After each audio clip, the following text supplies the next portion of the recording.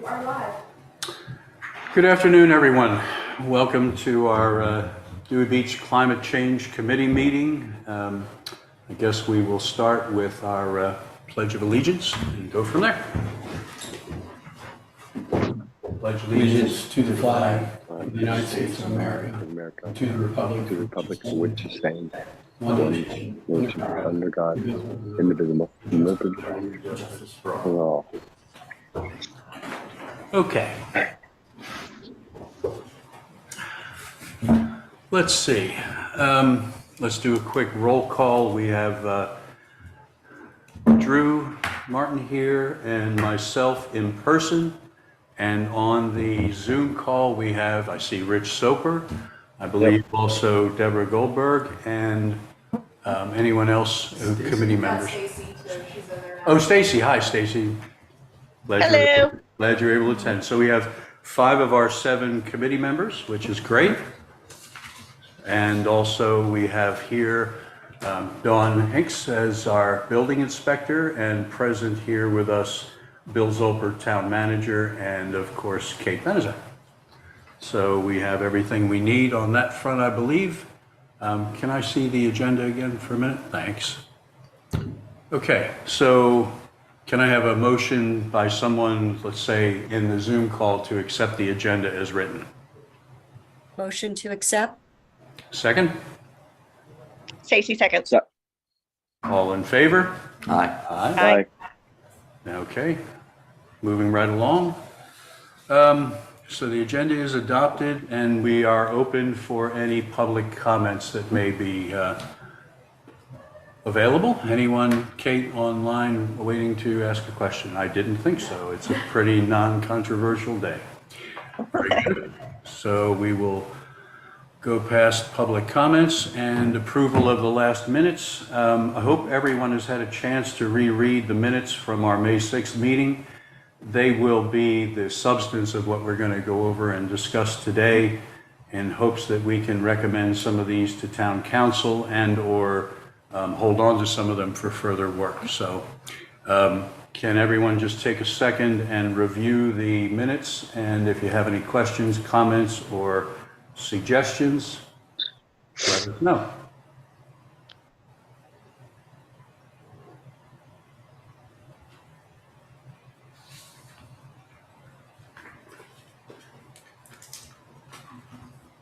Everybody have a chance to do a quick look at the minutes? Yep. Okay. Anyone need more time? Rich is doing it on his own. Okay, with that, unless there's someone who wants to take another minute, can I have a motion to accept the minutes from the May 6th meeting as written? Motion to accept. Thank you. Second? I'll second. Drew seconds. Thank you. All in favor? Aye. Aye. I think that's unanimous. Okay, we are moving right along. All right, well, now here's the substance of the real discussion here in the meeting. Just by way of background, in February, we had a workshop in which Philip and Chase Barnes from the University of Delaware IPA did a workshop with us, and they suggested that we focus primarily our efforts on policy-related issues at this time. We took their advice, and in that workshop, we had highlighted a number of key issues that we think are substantial enough that we should take them up and move them along as a town. And so that was really what we focused on in the May 6th meeting. The minutes that you see, item by item, and there are, I guess, 7 or 8 items here that we had discussed that came from that workshop, and will be the issues that we want to run through and review and have any additional discussion, see whether we think they are ready to be moved to council for their consideration. In a lot of these cases, I think these issues one by one most of them will require input from other committees and other parts of the town. And so that would, is best done and referred on by the council themselves, we don't have the power to do that. So a lot of this will be just saying, okay, let's move it to council for their consideration and reassignment for further progress. So with that said, let's go into the first one here. The most detailed one here is to increase the freeboard in the 100-year floodplain. Oh, by the way, Dawn Hinks is here with us today, and she may be able to shed a light on a lot of these in some additional detail that we weren't able to discuss in the last meeting, despite the effort and good effort by Bill and Gary. It's really, Dawn's area of expertise, so we would like, Dawn, anytime you see anything you'd like to comment on here or offer additional input or guidance on, we would very much welcome that from you. Okay, so in terms of increasing the freeboard, I guess the first question I would say is, have we fairly characterized the current status of things? It does obviously require input from P&Z. Bill, you had noted there's some, work underway potentially by FEMA or HUD to raise it to 2 to 3 feet. It's now at 1 foot, right?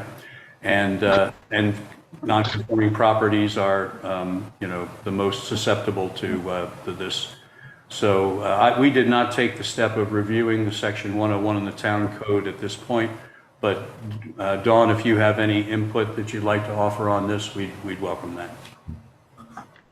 Yes, I've been looking over our floodplain code 101, and we do have the 1 foot freeboard addition over what FEMA states as being the minimum flood level elevation. Other municipalities, some don't even have that, but our freeboard is in agreement with what was initiated back in 2015 through DENREC. Currently, the Sussex County has adopted the 2021 International Residential Code and International Building Code. And within their floodplain, or within that code's floodplain, the design, the extra freeboard is 1 foot. It is not beyond that. So we are in complete agreement, and have been since 2015, with this extra 1 foot freeboard of safety. It can go up to much higher elevations and so forth, but then that would have to be through ordinances and things of that nature. But we are in full compliance at this particular point with the Sussex County Building Code, FEMA, through the National Flood Insurance Program, always sets a minimum level. Nothing can go below that. This extra bit of freeboard safety is a greater, I'm looking for a certain term, just more or less an extra provision of safety should there be a catastrophic storm, which even if you put an extra freeboard of 5 feet, 7 feet, a totally catastrophic storm could be beyond that. Let's hope we never have to experience it. Right. But we are in full compliance with FEMA through the National Flood Insurance, and also having that extra bit of safety of freeboard 1 foot. All right. I have a question that I'll ask if anyone else does. Our additional 1 foot is on top of an existing freeboard. Is there a value that you know of that level, that we're 1 foot greater? No, FEMA sets the minimum standard. Okay. FEMA may come back and say, oh, you've got a minimum standard of what's called an AO2. And there's certain criteria for you to find out where an AO2 is located on a parcel. We here in the town said, we're gonna abide by that because we have to. Then we are adding 1 foot more on top of that. Okay. So That's the extra measure of safety. So it's not a doubling, but that's the 1 foot extra. So each zoned area would have its own potential existing level that must be met, you're saying? Okay. That is correct. There's not FEMA is the one. one that sets that minimum elevation standard that they expect the floodwaters to possibly get there every year, 1% chance. Okay, very good. Any questions from any of the committee members to what Dawn has conveyed? I do. Do we know what I'm sorry, go ahead. this is Rich? Do we know what that, I mean, in a typical property in Dewey, do we know what that flood zone or that flood level is currently? Yes, we do. Whenever there's something submitted to me or an inquiry, a consultation, anything of that nature, I'm able to go onto 2 websites, one through the state of Delaware, which to me is easier to use. And then also you could go onto FEMA, and both of these 2 websites, when you put in the tax map and parcel number or the 911 address, it will pull up and state that this particular location has a base flood elevation of X, Y, and Z, whatever it would be. Everybody has got it. Yes. So every parcel in town has this. So it's not an arbitrary thing. It's something that is very unarbitrary. Yeah, FEMA has established through their calculations and through their technology that with this elevation of the land, then the floodwaters can go to this particular level. There are certain spots here in Dewey that have such higher elevation. They're not in special flood hazard areas. Right. Yeah.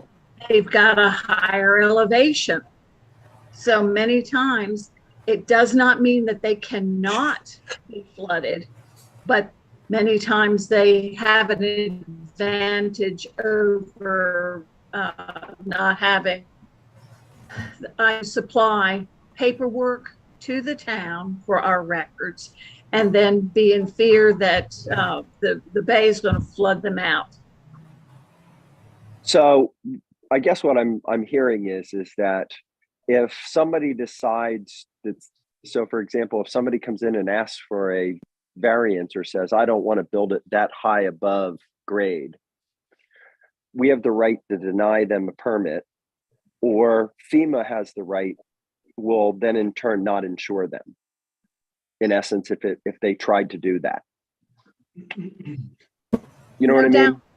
Yes, no doubt. People don't want to always have to build their houses high. However, FEMA has established the minimum base flood elevation that they have to build to. We here in the town in 1982 became part of the National Flood Insurance Program. That was a legal agreement that the town got involved with the federal government. And we stated, yes, we will follow your minimum requirements for flood insurance. And so that's what we have to do.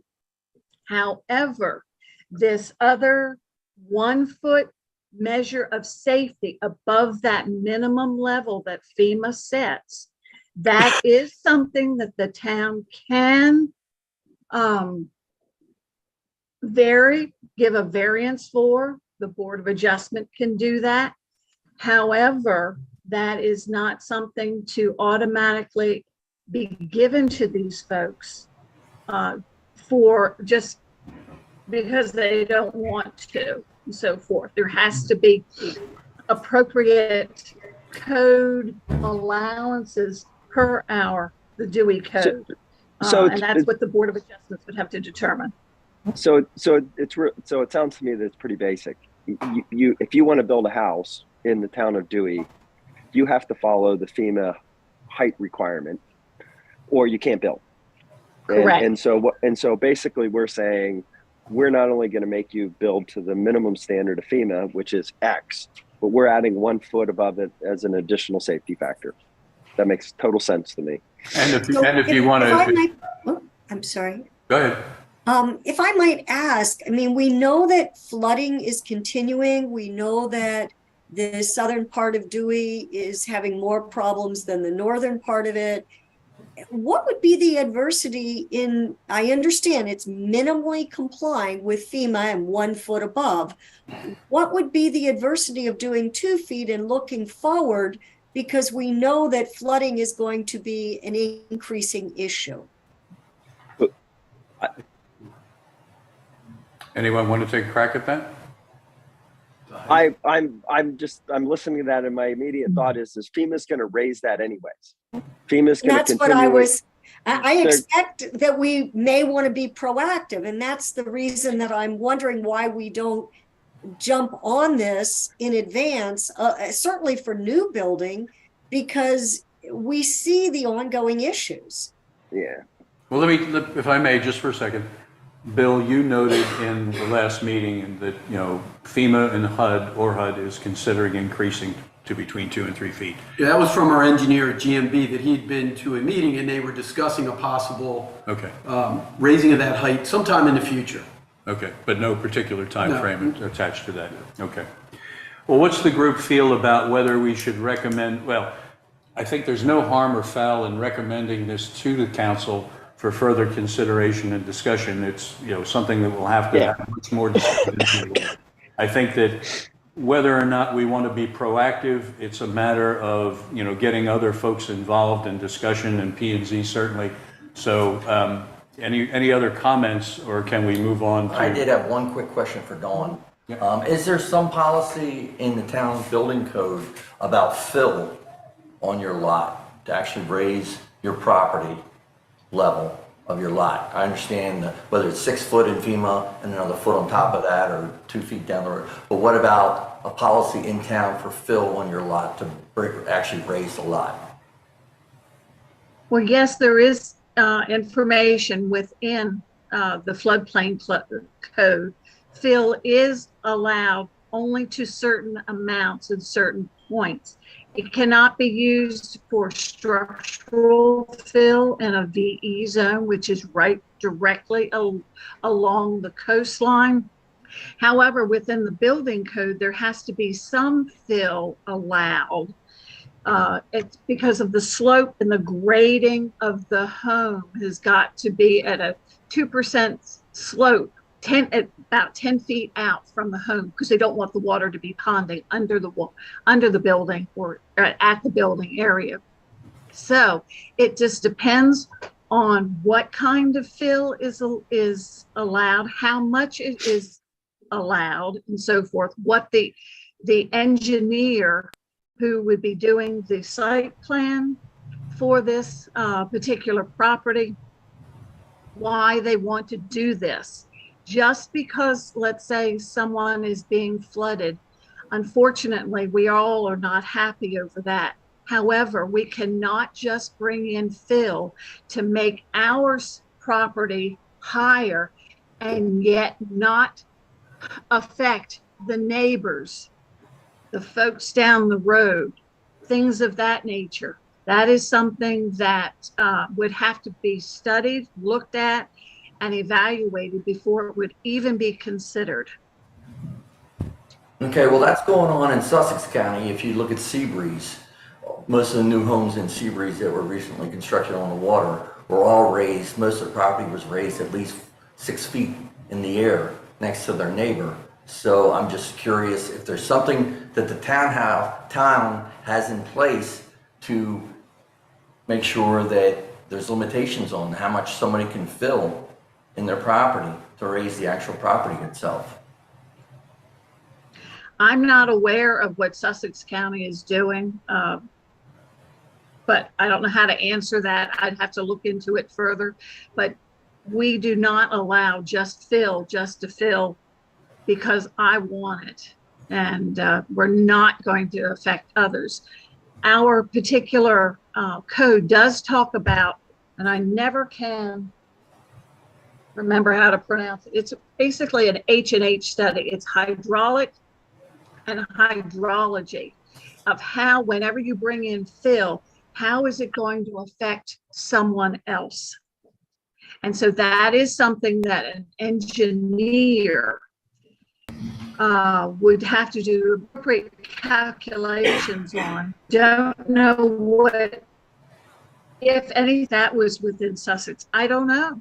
But our code just does not allow fill just to fill because I want it and still not have an effect on surrounding properties, surrounding utilities, the other water courses, other waterways, and so forth. You okay with that? Yeah, thanks. Okay. Gary, if you can. I have a quick question. This is Stacy. Go ahead, Stacy. I didn't hear if it was mentioned earlier, but when we were talking about the FEMA and the floorboard and raising it, does FEMA do projections on what they expect the flooding levels to do?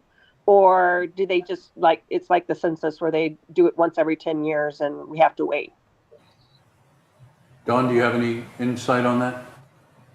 I believe FEMA looks at these calculations and these levels about every 5 years. Whether it will even change every 5 years or not, we don't know. I do not know whether, let's see, our particular area, what it was like 10, 15 years ago. I don't know. I'd have to go back and look at some of the old FEMA maps that I have at the office. To see if, let's say, this particular property, let's say the current town hall, Right. if it's at an A05. If 10 years ago, 15 years ago, it was only at an AE5. That's what it is now. If it were an AE3, way back when, I don't know. One more question, and I'm just curious about this when we were talking about fill. I live on Clayton Street, and so Clayton Street has had a lot of new construction built around it, as everyone probably knows.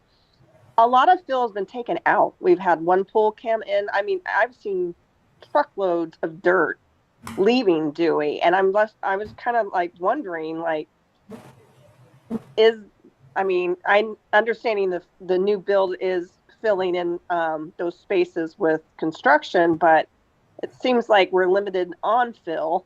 We shouldn't be allowing that dirt to leave us when we have a low water line. I don't know. What is your thoughts? Just curious. Well, I built a house 5 years ago, and due to the limited size of the lots, they remove the fill to put the foundation in, and then they bring the fill back in, and you get charged to remove the ground, and then you get charged to bring the ground back into you. So if they're taken, if theoretically, or if they did, at least on my property, that it was because there's no place to store the ground on a 50 by 100 lot when you're using, 70% of it for a building. That's till you have a dumpster and everything else, they just don't have room to move. So theoretically, I don't think they're taking any unnecessary fill away that can't be used. I think generally they're bringing it back because they have to backfill the foundations and stuff once it's completed. Not trying to cut anyone off, but can I suggest that be something that you take up with, whether it's the planning and zoning or another committee here, because we're going to run short of time and we have many more items to get through. Stacy, sorry, didn't mean to cut you off there. Gary, if you know anything that you can think of offhand relating to the previous discussion in town council and previous, other committees about this situation with Freeboard, do you want to take a minute and just give us your thoughts? Sure, just 3 quick points, really. It's increasing the Freeboard is probably the easiest and most frequent you hear from experts who study this kind of thing all the time, this issue. There is also in our comprehensive plan a recommendation that we consider increasing the Freeboard. Mm-hmm. And then lastly, and I'll turn to Bill Zolper for this, when we were talking about the design of the new town hall, we decided to elevate the new building above the existing requirement of one foot of freeboard. But I don't remember exactly what we decided on, so we'll turn to Bill to let us know that. Yeah, I think it was, I believe it was 3 feet above. I'll confirm that and let Dave know so we can push it out there, but I believe it was 3 feet. Okay. Very good. All right, what I'd like to do on each of these as we go through them is give sort of a yay or nay on whether we should push them to council for further discussion and, perhaps bringing in inputs from other, in this case, planning and zoning, et cetera. Can I have, and why don't we just do a yay or nay at this point, and then we'll do an overall vote as we get through these. Does everyone feel like this is worthy of pushing to council for further consideration? Yes. Yes. Yes. Yes. Okay. All right. So we have a thumbs up on that one. I think that's a given, and we'll take that and we'll vote as we get through the entire list. Next one, apply VE zone flood hazard zone regulations to the coastal A zone, and also the next one, require freeboard and filled sites. That's related to that as well. Dawn, do you have any insight or any information you'd like to share regarding your thoughts on that? Well, here in Dewey, we have a VE zone. It's along basically the Bay Area, Rusty Rudder, down along end of Rodney, Dagsworthy, and so forth. There's a couple homes along the Dune area that their properties extend into the VE zone, along Clayton and so forth. A VE zone is a high velocity zone that FEMA has stated that there's a 1% chance every year of over 3-foot waves hitting and coming onshore. It's a high velocity, very fast moving water area. And they have determined this through their technology. There's another area called the coastal A zone. We do not have that basically designated in our flood ordinance. That particular zone has similarities to the VE zone.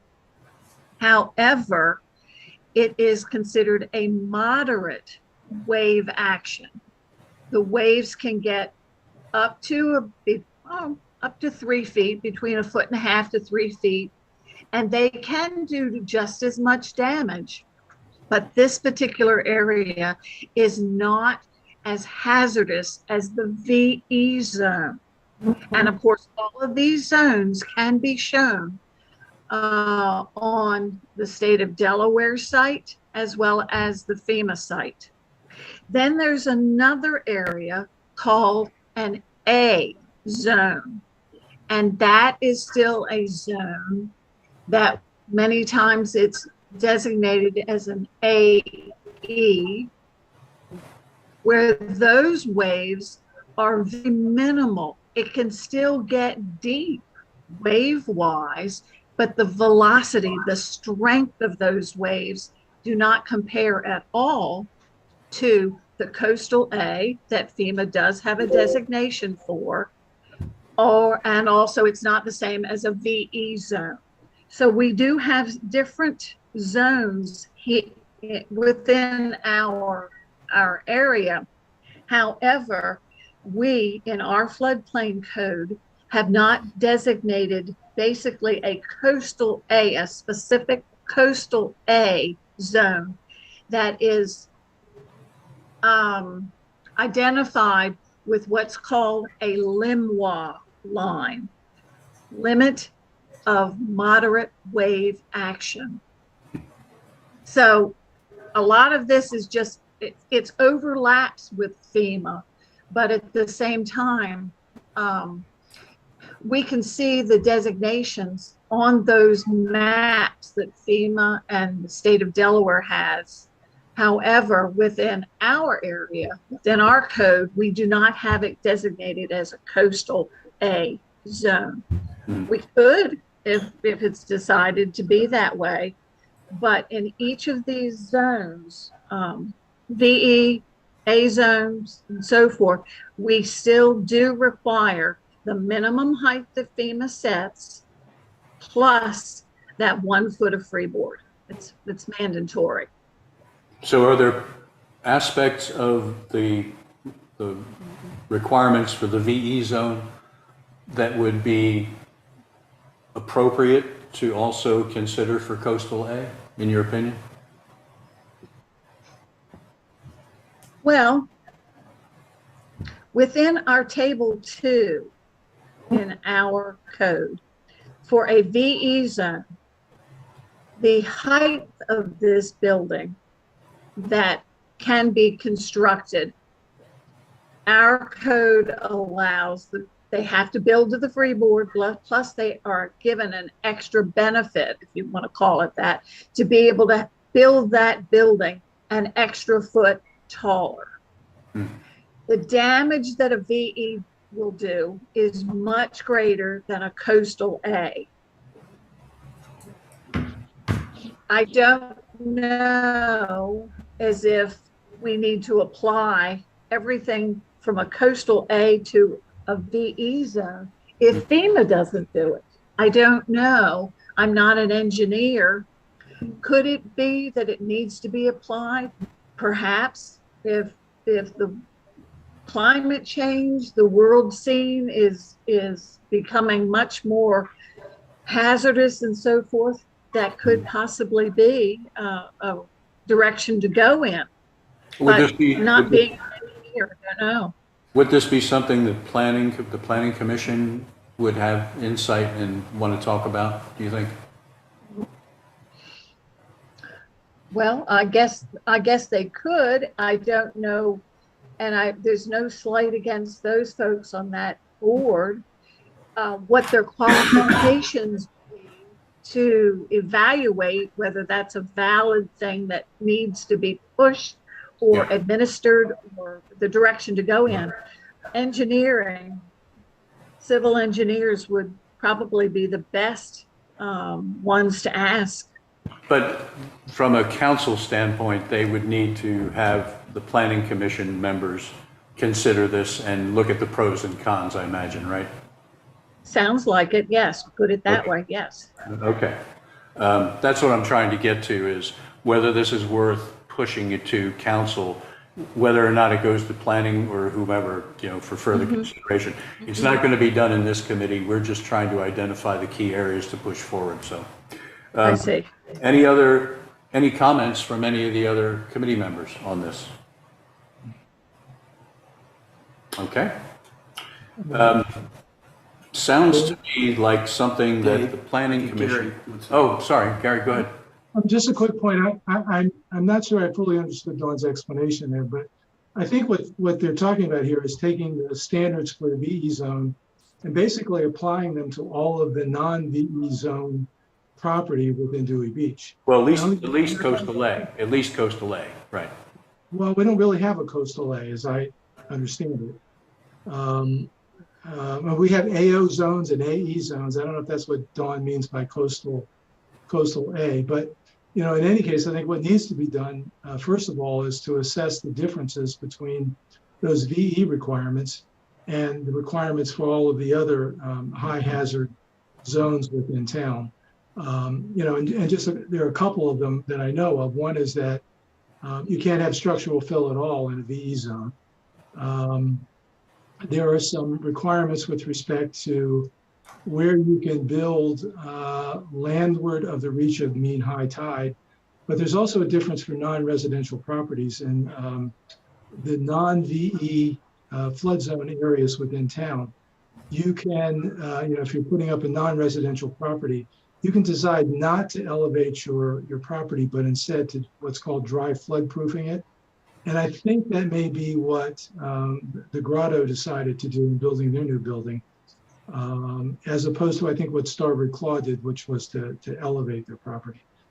In a BE zone, you have no choice for residential and non-residential structures. You have to elevate the property. So again, I think somebody needs to assess those differences and then sort them out. And then, as you're right, P&Z would need to be involved in determining whether or not imposing those more stringent standards from VE onto the rest of the flood zone areas would be a reasonable thing to do and provide some recommendations. Very good. So here's what I surmised from all of this conversation on this item. If we do recommend it to council, they in turn could recommend that the Planning Commission take a closer look at this, come up with the particulars. It's not something that the Climate Change Committee is going to do. We don't have that level of expertise here to take that on. So it feels to me like moving this to council with the likely moving it on to Planning and Zoning or the Planning Commission would be the right move here.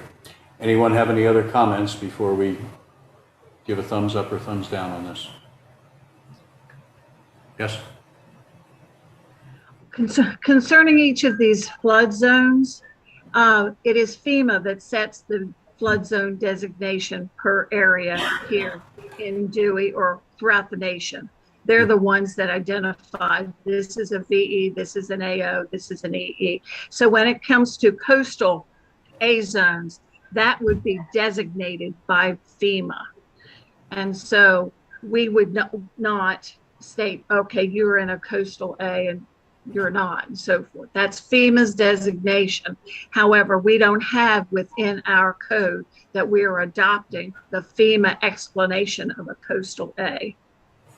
And then second of all, when it comes to dry flood proofing, only commercial structures, non-residential structures can do dry flood proofing. You cannot do that around a residential home. You can only do it on a commercial structure or the bottom floor of a commercial mixed use structure. That's the provision that FEMA allows. Okay, very good. All right, any further comments before we move on?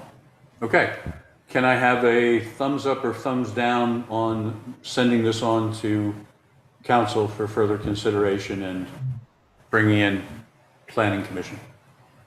I believe we should recommend its further consideration. Okay, I would say nay, just because I believe it's covered under FEMA right now, and Okay. I just don't think the town should be changing a FEMA regulation. well, not changing the regulation, just applying the same standards to that as the VE. That would be the discussion, not changing the standard. Right, as I understand it. But if your nay still stands, we'll take it as, okay. Rich, did you weigh in? I think FEMA, with everything that's going on, is they're going to continue to dilate and improve, and we're going to have to follow their standards. So I don't really see a reason to Okay. dive into that aspect. Okay, and Stacy, would you like to weigh in? The tiebreaker. Let me see here. I guess if we're following FEMA, we're following FEMA. But if it's a change to our requirements in the code, then I would like them to look at it. If it needs to be changed different than FEMA, are we saying that it's going to be different than FEMA? I don't know the answer to that. Isn't all that we're doing is recommending further consideration versus specific saying do this, so that it's something that can be considered, and if we don't recommend it, it won't even be considered? Yeah, it's really, I agree with Deborah. It's not really in our purview to be able to, debate the merits of this. It's really just to say, I think that, other town resources committee members and such, the town council themselves have to take this up and give it some thought and consideration. I think that's all we're saying. Right. Well, I do think that we need to have more information. We need more data. and like having the idea of FEMA and projections of what the projections are in and the changes that they see in the future. If we had data like that, then we'd be able to say, hey, even though FEMA has set these standards at this moment, we need to be prepared for the future with X, Y, and Z changes coming about. Okay. If we had that information, I think then we could go to them and say, hey, can you take a look at this? It's above and beyond what we have now, but we need to plan for it for the future. Okay, so I need a thumbs up or a thumbs down from each of you. I think I've heard a thumbs down from Drew and from Rich. Stacy, is you a thumbs up or a thumbs down on? I say thumbs down until we have more information, and we can resurface it once we have that information. Okay, well, that's 3, and that's 3 out of 5, so we'll just table that one for now. Okay. Item C, require freeboard and filled sites. We've discussed around that. The wrinkle here is that it relates to the coastal, the VE and the coastal EA. I'm not sure what to make of that. Dawn, do you have any thoughts about that, and to help clarify what we might be thinking there?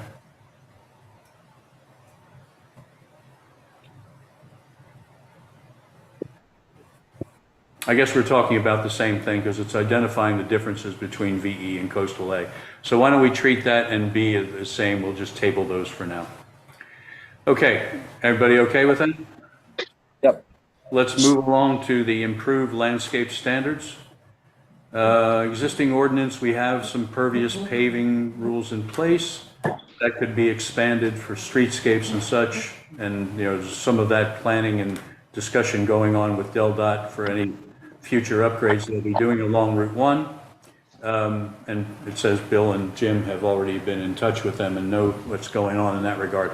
Are there some other improvements that we could suggest to town council, or should this be something that we would promote further discussion on by the council and other folks? Bill, do you have any insight on that? So currently, any new driveways that go in have to be pervious. Also down at Sunset Park, Center Inland Bays, is going to be putting a pervious surface there at the end of Dagsworthy Street.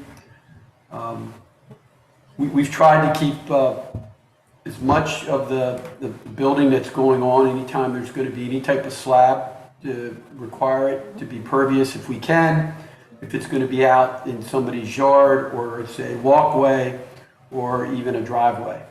I don't know if Dawn has anything to add on that, or if she's still with us. Let me ask it this way. Are there any other opportunities for improvements in pervious surface and landscaping standards that anyone is aware of, other than the existing and what is being discussed for Route 1? Any other opportunities for improvement of that? Anyone know of any? What I have just been presented with is through a landscaping company where they do have product that is artificial turf, that it has a greater than 900% or I don't remember the calculation per hour of water being able to perk through and be considered pervious. And so a lot of folks are wanting to use that and are using it, and it's being successful. Of course, it's artificial. They still have to do the natural plantings that would be in compliance with our code. However, that is a product that is out in the market, other than just pervious pavers and the installation of those pavers, pervious concrete, pervious asphalt, which all of those items require a lot of maintenance. But that's already allowed in town. It's something that people are using now, so there's nothing really new there or something that has to be reconsidered, right? The only thing that's not addressed has been this artificial turf that I have allowed since I've researched it and saw the allowance for the perkability of water to go through and the appropriate installation. I have allowed that. Now, whether that should be something that another committee member should look at or not, I don't know. The only thing I could think of is that it might be something that you want to make the homeowners aware of, and whether that comes out of sort of a marketing committee, or something with the real estate folks for new construction, or, people coming into town for the first time, that they would be made aware of that kind of thing. But that's a marketing kind of thing to me. It's an information sharing. It's not so much anything that has to be, considered by council or, further moved on to other committees for consideration. So my own sense is that there's nothing much to be done here. Does anyone feel differently? Is that Rich? No, I'm in agreement with you. Okay. And Just a quick question. This is Stacy. So on the landscaping for new builds, are there requirements of their landscaping? Like they must have 10% of their yard in forms of plants, and certain type of plants? Is there any code for that? Basically, yes, there is within table 2 of the Dewey Code, depending upon the zone, the zoning code, that location in the district, it gives a certain percentage. Yes, there are certain plantings that are advantageous, but they don't want bamboo, anything that's invasive and so forth. Although I love bamboo, but anyway, not invasive setting. But yes, there's a certain percentage that when new construction takes place, has to be done throughout the property. And it also includes planters that can go toward that planting percentage. Excellent. Thank you. okay. So what I'm sensing here is that there's no real need to move this forward. We're doing most everything that anyone is aware of that needs to be done at this point. The one thing I think I heard Dawn say, I'm just going to back off of that. Any other suggestions? Can we, thumbs up or thumbs down? Personally, I would say there's no need to move this on at this time. I think it's pretty much handled to the extent it needs to be. Anyone else feel differently? So we're all good with keeping that for future consideration and not moving it on to council, right? Correct. Okay, that sounds good. All right, on to wetland buffers. Most of these are already handled by DENREC. The living shoreline work that's being done and has been done is ongoing. I don't know that there's much there that needs to be, further discussed and recommended. It's more DENREC and, with the help of, the Center for Inland Bays and such, that work will continue, as needed and as priorities and funding are available to cover it. So anyone feel differently? Anybody feel there's something in this particular point that needs additional consideration by council?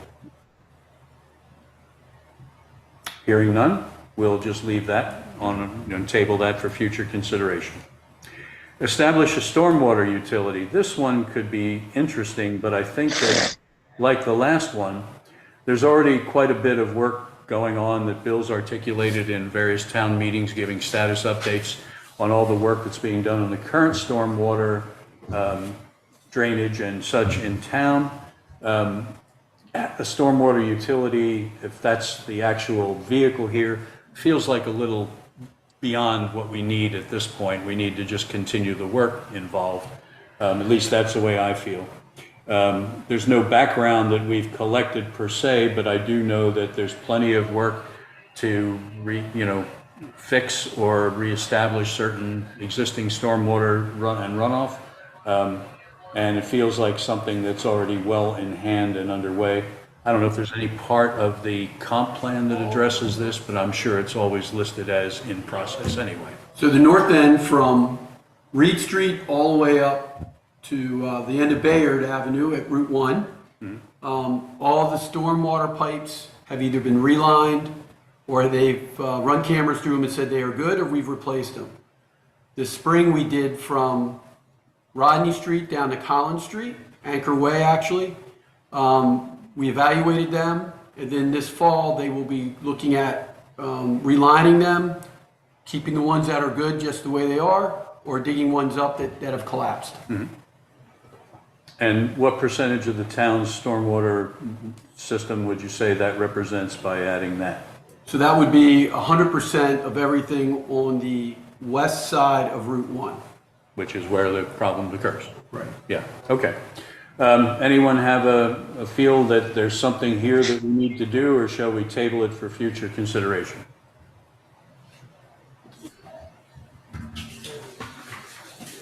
Everybody weigh in, please. Table it or move it forward? You can table it. Okay. Drew, you said table, right? Yes. Okay. Table it from Stacy. Very good. Very good. Okay. Create a resiliency fund. We got to move through the list here. This is a big one, and it's one that I've had some personal work done in budget and finance when I was the chair there. There needs to be some money set aside for future. We won't always be in the great financial shape that we have been for the last 3 or 4 years. I think everybody agrees with that. And that there is big money that we will probably need to deal with the flooding, especially on the bay side. I think this is one that I can see. There could be many discussions of what type of implementation this would take, whether it's an impact fee, as is suggested here, infrastructure fee, something like that. There was some discussion about taking the beach tax and making something comparable, which would require legislation and code written and so forth for the Bayside. All those are good ideas. They just all need to be weighed. I think at this point, what we should do is just agree that there is going to be money needed in the town in the future to handle what we all know is coming, especially in the south end of town. And, there should be a lot more discussion and focus on, how we're going to fund all that. One of the things we'll get to later in the meeting here is the discussions that are underway with the surrounding towns, coastal towns, through ACT and through the other organizations. We're going to talk for a minute about that at the end of the meeting here. And I think as more of the towns band together and we get some economies of scale by combining our efforts and resources, we will see the amounts of money needed to address this kind of problem, and that's when this will come into play and greater focus. So my personal take is that this needs to be addressed and should be a continuing part of the discussion, starting with town council and other committees as well. Can I have a thumbs up or a thumbs down or any comments you'd like to make on anyone on this one? So this is something that should be in front of the Budget and Finance Committee, or? Ultimately, yeah. Once I think you characterize what the magnitude of the problem is, so you can actually figure out how much money we could be talking about and how we would then raise it, right? It's been a point of discussion in Budget and Finance a few times over the last 5 years that I'm aware of. You need to define the problem and the magnitude and more specifics about how what the project really is before you can begin to say, okay, this is how much we need, and then you figure out how you're going to raise that money. So I believe there can't be enough pre-planning on this, especially knowing that the beach tax does not do anything for the Bayside, and the flooding problems continue to be a huge issue on the Bayside. agreed. Stacy, Rich? I think anything that we can do to generate revenue for the eventual is a good thing. So, Okay, that's straightforward. Stace? Yeah, I agree. Anything we can do with revenue for the town would be favorable. Okay. I think we all agree on that one. Let's keep going. Storm reconstruction ordinance. Dawn, do you want to weigh in on this one?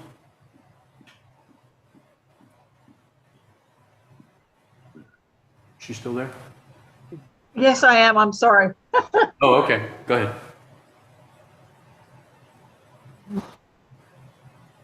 In referencing storm reconstruction, are we talking about substantial damage to properties? Are we talking to infrastructure or what? I think we're talking about substantial damage to properties is the context we had identified. Yeah.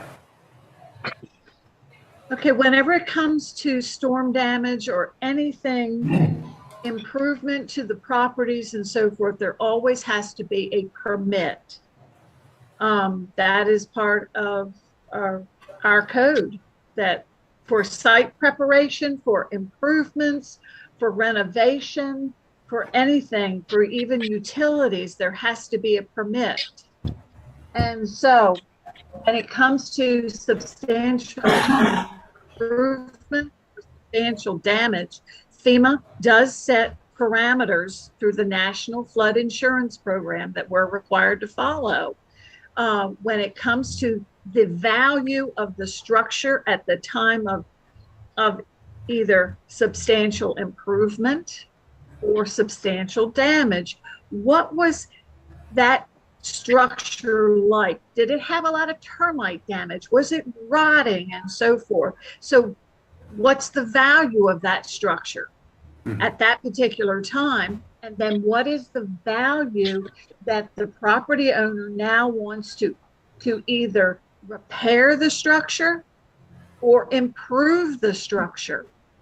That is part of the substantial improvement, substantial damage clause that we have within our floodplain code.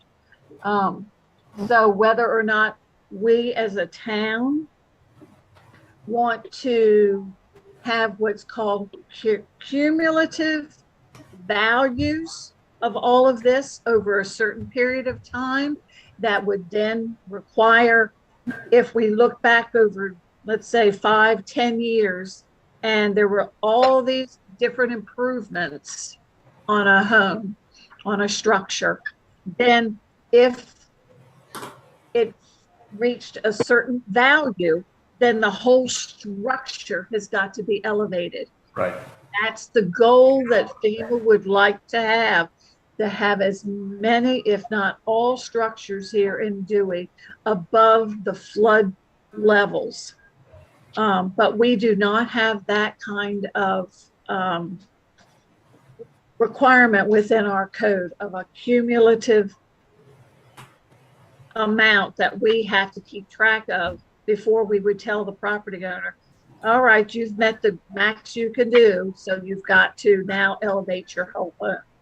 So it sounds like there would need to be some kind of characterization of what that hurdle, what that threshold would be. FEMA has that in place now. It's a 50% rule. So 50, okay. That FEMA already has that in place. So if you have to do the substantial improvements to meet code, and you have to also get a building permit to do that, we've kind of covered it. Gary, do you know what the origin of this thinking of whether an ordinance would be necessary in that? Do you have any thoughts on that?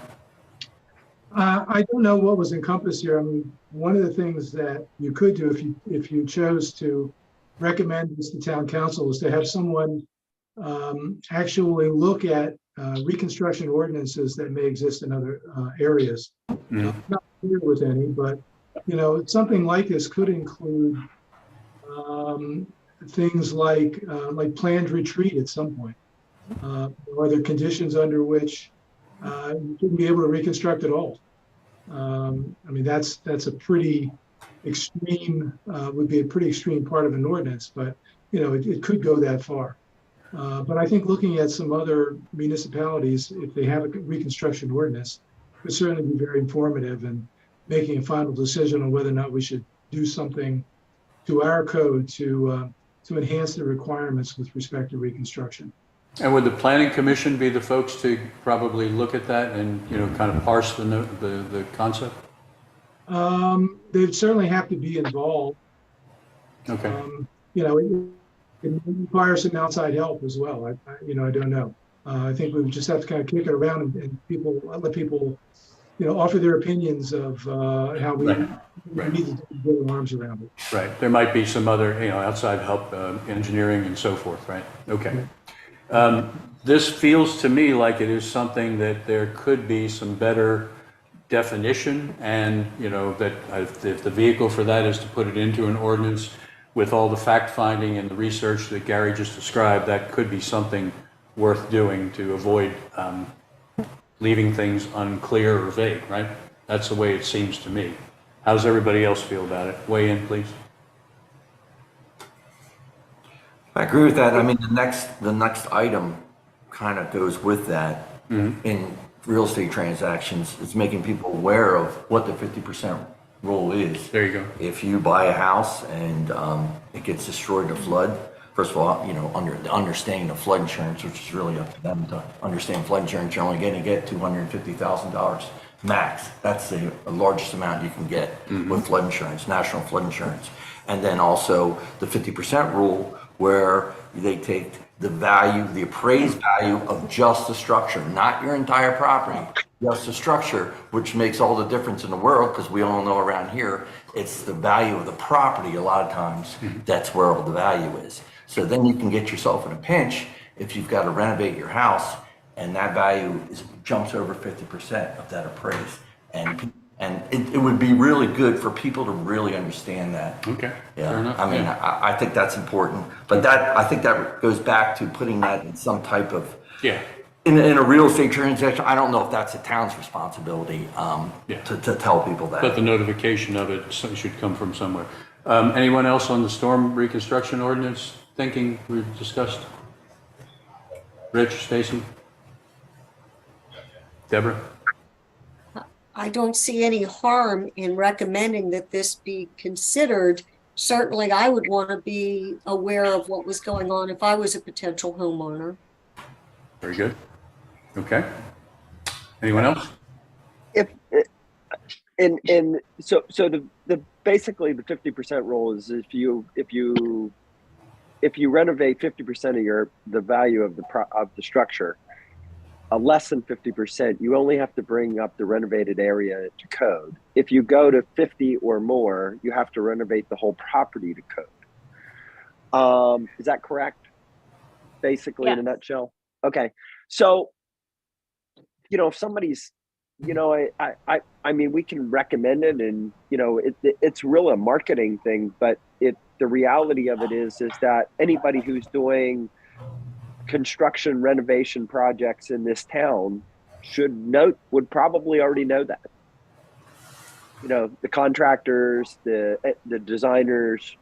Well, this could be as handled as simply as, something in the town website dealing with that in the section. Yes. That Dawn would, oversee and manage, right? I mean, we're not talking about how it's disseminated, just the fact that it's important information that people should need to know, and we don't have to figure out the means to do it quite yet. Right? Okay, I got it. Yeah, it's Should always carry better it to know. Okay. That would be a valuable tool. It really You would. bet. Oh, yeah, it would. Okay, so we're in general agreement to move that forward. Sea level rise disclosure, I think that one's, it's sort of a no-brainer, right? It should be about, some sort of easy to understand document that could be included, and that perhaps the marketing committee is the right people to help, craft that message or something, and then pass it out for further consideration. Anybody have an objection to sending that on to council? No. No. Okay. No. Okay, very good. Lastly, public education campaign. There's a number of issues that the town, how things go in Dewey Beach in terms of building and so forth. All the different ways we communicate. There are several, tools that we have available. But, the more people are aware, the less difficulties we have when it comes time for a building permit or, any of the other things that people may want. So there probably does need to be some discussion and include the marketing committee. Marketing committee still in effect, right? Still moving along. Yes. And this might be something that's fairly meaty for them to dig into that has value for everyone who's new to town or, coming into town to buy or build. This one seems like an easy one to say yes to. Any other thoughts? It's kind of vague. There's no specifics there, but I think if we present this as, here's something the marketing committee can and should work on that will benefit the town ultimately, I think we start with that and see where it goes. So just a quick understanding, what is the minimum amount of work you can do at your house that is not until you're required a permit?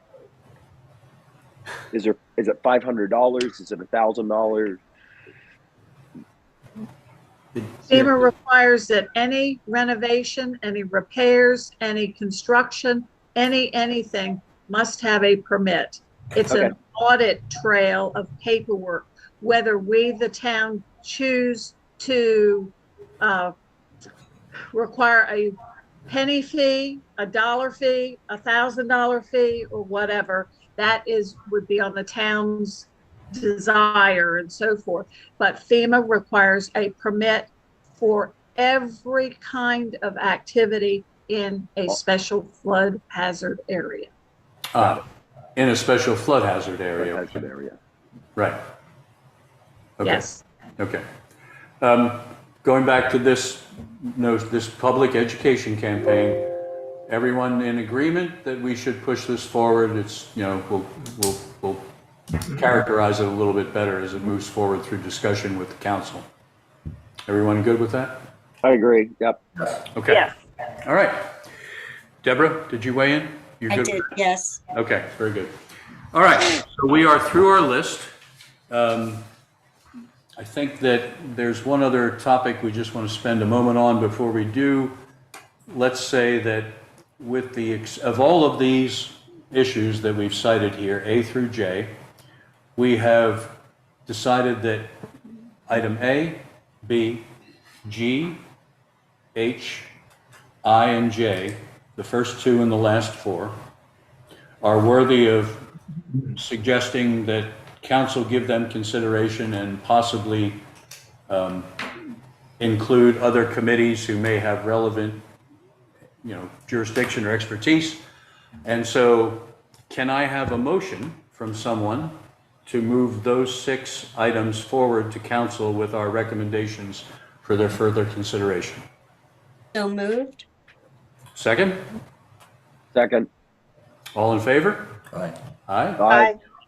Unanimously approved? Very good. Okay, we're almost done. Before we go on to this last item, Bill, do you have anything that you want to bring to the committee here that you think would be, informative or interesting? You always have a lot of good things going on, so. Well, I'll update you. I'm meeting with Bob Collins from Center of the Inland Bays on the Living Shoreline project that'll run from basically Sunset Park around to North Beach.